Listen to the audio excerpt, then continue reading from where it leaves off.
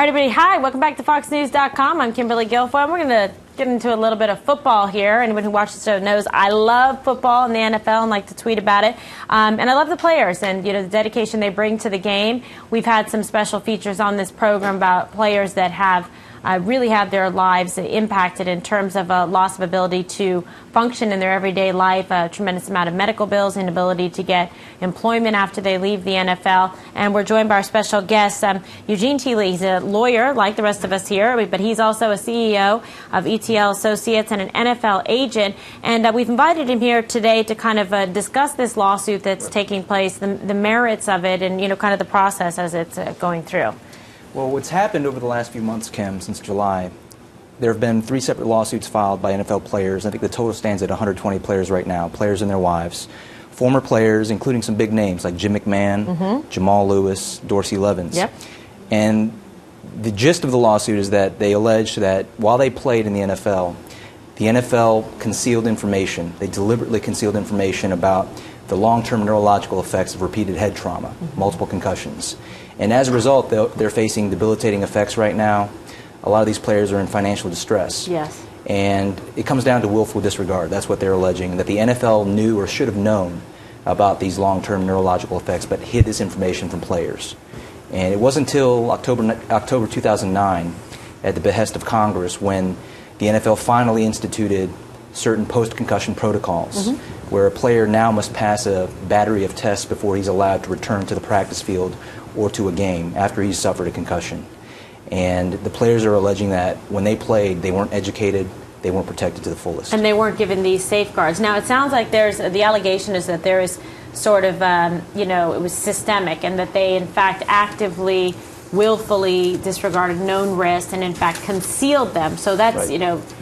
Malice right there, saying that they wanted to keep the players on the field and playing, and so they withheld information. How are they alleging that this information was withheld? Were medical reports not, fully complete? If a doctor did an examination, were some of the reports withheld? What was kind of the pattern? I don't know if it goes that in-depth. I think that it's a general concealment where they really didn't take the time to really educate players on the dangers, the inherent risks of playing football. And kind of put them back in maybe when they might not have Exactly. after. You compare football to other sports, such as hockey, for instance.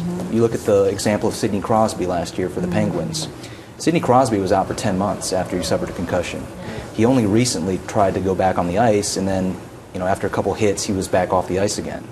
But the NFL players are saying, hey, in other sports, you're held out for an entire season after you suffer concussion. In the NFL, sometimes you're asked to go back in the same game. The same game. And as recent as Colt McCoy last month, where, he was lying motionless, prone on his back after the result of a vicious helmet-to-helmet hit by James Harrison. And he was taken off the field for a couple plays and put back in the game, and he was not even evaluated for a head injury. Which is ridiculous. I Exactly. mean, you would expect that at this point in the game that they would actually do something about it, at least hold him out overnight even, do a full check and spectrum to see whether or not they're able to return, the next weekend or something. But I was very surprised by that. And what rights, if any, do the players have, for example, if he wanted to say, look, I'm worried about this, I don't want to go back in the game right now. I know there's a lot of the machismo, et cetera, and you want to go in, you're all for the team and all in, that type of thing. But if he were to assert himself, I don't know if there's any kind of contractual violation there. It might be individual to the player, but hey, I have some rights. I want to be able to stay out and sit out the rest of this game. Like, you can't make me go back in the second half. Right. Well, Colt is not really holding the Browns accountable. He's saying it is a violent game and that he's not really putting the blame on the Browns. Right. Now, the NFLPA has stepped in and they've really pushed the league. After this happened, the league has added a new independent trainer to every game now, whose sole purpose is to monitor players for concussion-related injuries. So there is some type of response from the NFL, and I think that coupled with Colt's injury and a slew of lawsuits by former players, you're seeing an immediate reaction.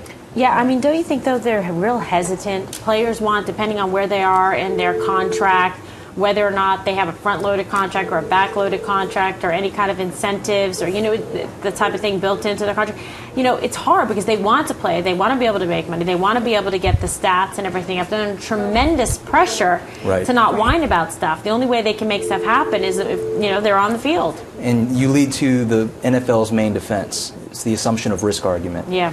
That the players, due to the compensation they're receiving, due to the perks such as the fame, the celebrity of being an NFL player, even if players 5, 10, 15, 20 years ago would have known, and the NFL had instituted post-concussion protocols and better educated the players, the NFL is alleging that hardly any, if none of these players would have quit playing the game. None of them would have stopped playing.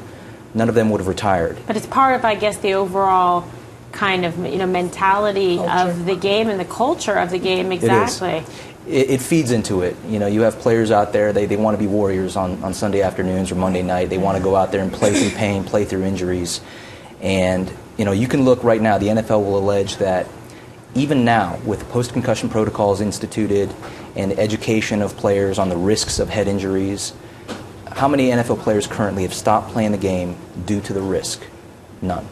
And so they're going to say that even they're sorry for it later. Exactly, but it's the trade-off. It's about the lucrative contracts you're receiving nowadays, the fame, the celebrity, being an NFL player. It's very sad because it just seems, and I know there's special player organizations that deal with this now. We've had them on this program, where you have these players that are suffering from a lot of psychological problems, financial problems, unable to get employment. They've burned through their money. They're not able to pay their medical bills. Right. Suffering from depression, anxiety, stress, all of the above. And then many who have then go on to become dependent. Substance abuse, becomes prevalent then because they're unable to cope because they were, in these sort of very masculine, manly roles, right, being the warrior every Sunday, and now they're having a hard time. They got to live in a house that's one level because they can't walk up and down stairs, right, and they're having headaches, and then they start taking pain pills for that. And you're used to sort of getting the medication. Some of the arguments that have been made that, they'll give you the shots, they'll give you all the stuff to get you back out on the field if you're injured, and, which also can make you susceptible to more, head injuries.